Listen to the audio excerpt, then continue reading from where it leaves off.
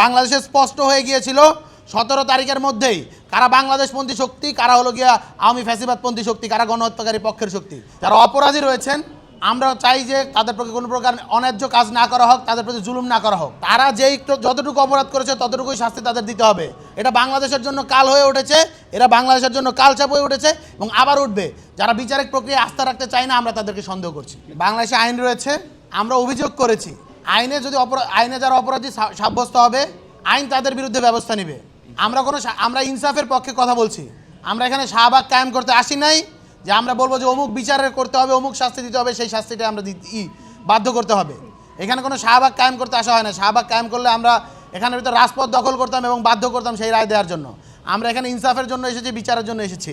যদি বিচার আইনে যে শাস্তি আছে সেই অনুযায়ী আমরা তাদেরকে হলো গিয়ে অপরাধী হিসেবে গণ্য করার পরবর্তীতে যদি অপরাধ প্রমাণিত হয় তাদেরকে সেই শাস্তি দেওয়ার জন্য আমরা বলবো। এবং আমরা আরও একটা কথা বলতে চাই, যারা অপরাধী রয়েছেন আমরা চাই যে তাদের প্রতি কোনো প্রকার অন্যায্য কাজ না করা হোক, তাদের প্রতি জুলুম না করা হোক। অপরাধীদেরকেও ইনসাফের দৃষ্টিতে দেখতে হবে।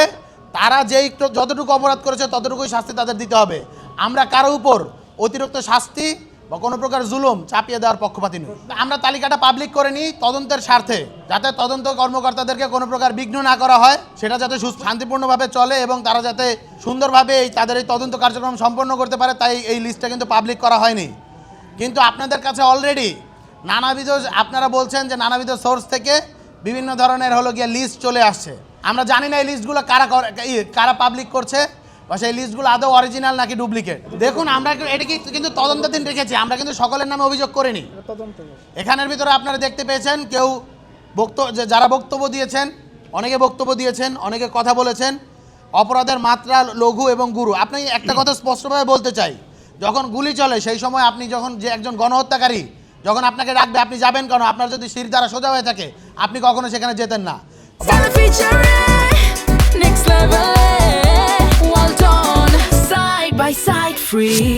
বাংলাদেশে স্পষ্ট হয়ে গিয়েছিল 17 তারিখের মধ্যেই কারা বাংলাদেশপন্থী শক্তি, কারা হলো গিয়া আওয়ামী ফ্যাসিবাদপন্থী শক্তি, কারা গণহত্যাকারী পক্ষের শক্তি। যারা গণহত্যাকারী পক্ষের শক্তি তাদের অবশ্যই বাংলাদেশের একটি বিচারিক প্রক্রিয়ার মধ্য দিয়ে নিয়ে যেতে হবে।